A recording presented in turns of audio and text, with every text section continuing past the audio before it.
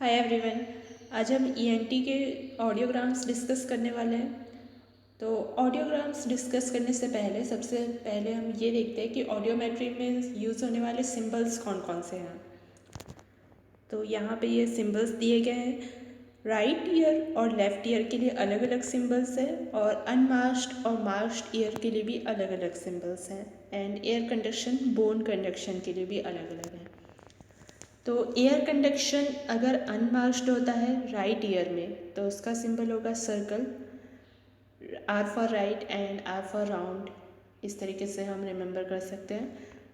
And left ear के लिए ये होगा रॉन्ग और क्रॉस, क्योंकि रॉन्ग राइट नहीं हो सकता, रॉन्ग कांट बी राइट। तो इस तरीके से हम याद कर सकते हैं कि रॉन्ग जो है लेफ़्ट का सिंबल है। और एयर कंडक्शन मास्क्ड का जो सिंबल होता है वो होता है राइट ईयर में ट्रायंगल और लेफ़्ट ईयर में होता है स्क्वायर। तो लेफ़्ट ईयर में स्क्वायर होता है, ये हम कुछ इस तरीके से याद कर सकते हैं कि जो रॉन्ग के 4 लाइन्स हैं उनको रीअरेंज कर दिए गए हैं स्क्वायर में। नाउ बोन कंडक्शन जो अनमास्क्ड होता है राइट ईयर में उसका सिंबल ब्रैकेट वाला होता है, ग्रेटर देन लेस देन वाला जो ब्रैकेट होता है उस टाइप का ब्रैकेट होता है इसमें। तो जो राइट ईयर वाला सिंबल होता है वो ओपन होता है टुवर्ड्स राइट और जो लेफ़्ट ईयर वाला सिंबल होता है वो ओपन होता है टुवर्ड्स लेफ़्ट। तो इस तरीके से बोन कंडक्शन का सिंबल हो गया। जबकि जो मास्क्ड वाले बोन कंडक्शन का सिंबल होता है वो स्क्वायर ब्रैकेट वाला होता है। तो स्क्वायर ब्रैकेट भी कुछ वैसा ही रहता है कि राइट ईयर में जो ब्रैकेट होता है वो ओपन होता है टुवर्ड्स राइट और लेफ़्ट ईयर वाला जो होता है सिंबल वो ओपन होता है लेफ़्ट की तरफ। तो ये बोन कंडक्शन वाले जो सिंबल्स हैं वो ब्रैकेट टाइप हैं और जो एयर कंडक्शन वाले सिंबल्स हैं वो सर्कल, ट्रायंगल, स्क्वायर और क्रॉस हैं। ठीक है, तो ये सारे सिंबल्स हो गए। अब मास्किंग करते क्यों हैं?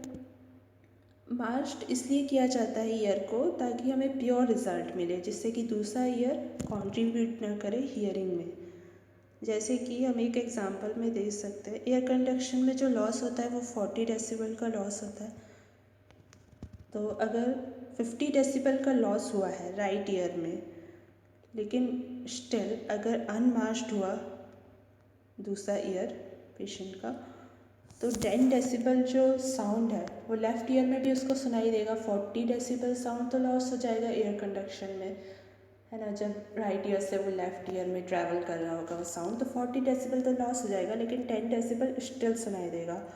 तो एग्जामिनर को क्या इंडिकेशन जाएगा कि उसका राइट ईयर ठीक है, लो फ्रीक्वेंसी पे भी उससे सुनाई दे रहा है। तो ये तो गलत रिज़ल्ट हो गया, इसलिए हम मास्किंग करते हैं।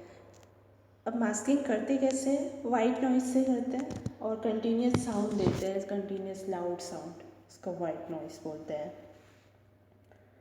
तो ये हमने देखा सिंबल्स के बारे में और मास्किंग के बारे में। अब देखते हैं स्टेप्स क्या होते हैं प्योर टोन ऑडियोमेट्री को रीड करने के। पीटीए का फुल फॉर्म होता है प्योर टोन ऑडियोमेट्री। तो सबसे पहले हम ये देखते हैं कि कौन सा ईयर है, लेफ़्ट है या राइट है या दोनों ईयर्स इन्वॉल्व है ऑडियोग्राम में। तो उसके सिंबल्स से हम देख सकते हैं कि कौन सा ईयर है। और राइट ईयर को रेड से डिनोट करते हैं, लेफ़्ट ईयर को ब्लू से डिनोट करते हैं। लेकिन ऐसा ज़रूरी नहीं है कि रेड और ब्लू से ही लिखा रहे ऑडियोग्राम में, ब्लैक से भी लिखा रहता है। तो इसलिए हमें सिंबल्स पर ज़्यादा ध्यान देना होता है।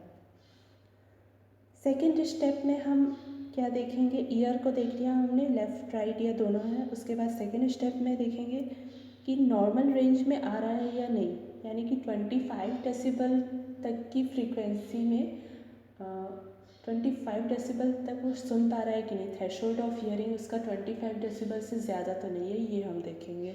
जो कर्व बना हुआ है वो 25 डेसिबल के अंदर है, उसके बाहर है।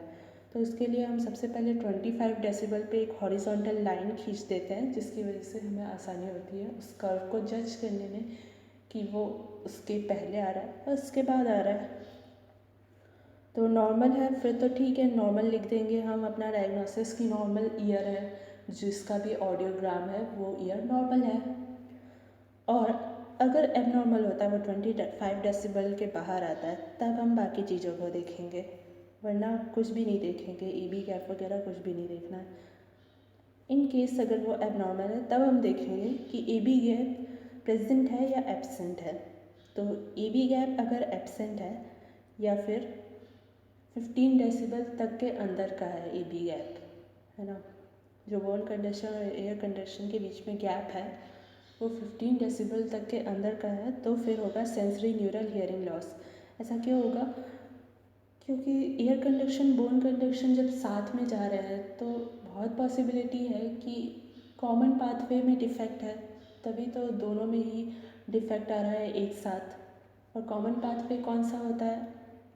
एयर कंडक्शन में साउंड कैसे जाता है? पहले कंडक्शन से, फिर सेंसरी न्यूरल से। कंडक्टिव जाता है, फिर सेंसरी न्यूरल जाता है। और बोन कंडक्शन में कैसे जाता है? सेंसरी न्यूरल बस जाता है डायरेक्टली। तो कॉमन पाथवे कौन सा हो गया? Sensory neural. तो कॉमन पाथवे में अगर डिफेक्ट है यानी कि सेंसरी न्यूरल हियरिंग लॉस है, इसलिए ए बी गैप जब एब्सेंट होता है तो सेंसरी न्यूरल हियरिंग लॉस होता है। और अगर A B gap greater than 15 decibel है तब हम ये देखेंगे कि बोन कंडक्शन नॉर्मल है या बोन कंडक्शन डिफेक्टिव है। तो ए बी गैप अगर ग्रेटर देन 15 डेसिबल है तो ये तो हमें कंफर्म हो गया कि जो हियरिंग लॉस है उसमें कंडक्टिव एलिमेंट डेफिनेटली है, तभी ए बी गैप आ रहा है, क्योंकि एयर कंडक्शन में ज़्यादा डिफेक्ट आ रहा है। अब एयर कंडक्शन में वो एडिशनल डिफेक्ट किसकी वजह से आएगा? डेफिनेटली कंडक्टिव एलिमेंट की वजह से आएगा। ये बोन कंडक्शन में तो सिर्फ सेंसरी न्यूरल एलिमेंट है ना। तो इसलिए हमें बोन कंडक्शन अब देखना है कि सेंसरी न्यूरल में भी डिफेक्ट है या नहीं, उसको चेक करने के लिए। तो अगर बोन कंडक्शन नॉर्मल आया तो सेंसरी न्यूरल पाथवे नॉर्मल होगा, यानी कि सिर्फ कंडक्टिव हियरिंग लॉस है। और अगर बोन कंडक्शन डिफेक्टिव हमें दिखता है ऑडियोग्राम में तो conductive hearing loss plus sensory neural hearing loss दोनों होगा, यानी कि वो मिक्स्ड हियरिंग लॉस होगा। ठीक है, तो ये हमने स्टेप्स देख लिए for reading pure tone audiometry. अब इसमें स्लोप का भी कुछ इम्पोर्टेंस है। स्लोप हम डायरेक्टली देख के बता सकते हैं विद इन लेस टाइम कि कौन सा ये कंडीशन को डिनोट कर रहा है। फ्लैट स्लोप होता है जनरली, और अगर डाउन स्लैपिंग होता है तो हाई फ्रीक्वेंसी को इफ़ेक्ट कर रहा है। Down sloping means lower frequency अगर इफ़ेक्ट नहीं हो रहे हैं एयर कंडक्शन में या बोन कंडक्शन में, और सिर्फ हाई फ्रीक्वेंसी इफेक्ट हो रहा है, तो वो क्या हो जाएगा? नॉइस इंड्यूस्ड हियरिंग लॉस हो सकता है। टॉक्सिसिटी हो सकती है अलग अलग ड्रग्स के कारण, जैसे कि कैनामाइसिन, और प्रेस बाइकोसिस हो सकता है। तो ये सारी कंडीशंस हो सकती है। नेक्स्ट अप स्लोपिंग या राइजिंग होता है तो लो फ्रीक्वेंसी अफेक्टेड होगी, तो इसमें मीनियस डिसीज़ होता है, क्योंकि मीनियस डिसीज़ में लो फ्रीक्वेंसी अफेक्टेड रहती है। इसको हम इस तरीके से याद कर सकते हैं कि अगर हम हाइट पे खड़े हैं तो हमारे सामने जो स्लोप होगा वो डाउन जाएगा, तो इसलिए हाई फ्रीक्वेंसी अफेक्ट होगी। और अगर हम ग्राउंड पे खड़े हैं तो हमारे सामने अगर एक स्लोप है तो वो ऊपर जाएगा, और हम डाउन में खड़े हैं तो इसलिए लो फ्रीक्वेंसी अफेक्ट होगी। तो जब हम राइजिंग स्लोप देखेंगे अपने सामने तो हम लो हाइट पे खड़े हैं, that is low frequency affected है। और अगर हम अपने सामने एक डाउन स्लोप देखते हैं तो हम हाई हाइट पे खड़े हैं, तो हाई फ्रीक्वेंसी अफेक्ट हो रही है। ठीक है, और अगर डिप दिखता है 4000 हर्ट्ज़ पे तो हम उसको बोलते हैं नॉइज इंड्यूस्ड हियरिंग लॉस। और कुछ इस तरीके का अगर दिखता है ऑडियोग्राम में यू शेप्ड कुकी बाइट और ट्राफ्यूजन से, तो ये मिड फ्रीक्वेंसी हियरिंग लॉस होता है या स्पीच फ्रीक्वेंसी हियरिंग लॉस। मतलब बीच की फ्रीक्वेंसी उसको सुनाई नहीं दे रही है, सिर्फ जो बोलते हैं उस वाली फ्रीक्वेंसी का डिफेक्ट है। तो ये कॉन्जेनाइटल जनरली होता है, सेंसरी न्यूरल हियरिंग लॉस ही होता है जो बचपन से होता है। तो अगर ए बी गैप और काहार्ट्स नॉच भी है 2000 हर्ट्ज़ पे तो हम उसको बोलते हैं ओटोस्क्लेरोसिस। बोन कंडक्शन में 2000 हर्ट्ज़ पे अगर काहार्ट्स नॉच होता है तो ओटोस्क्लेरोसिस होता है।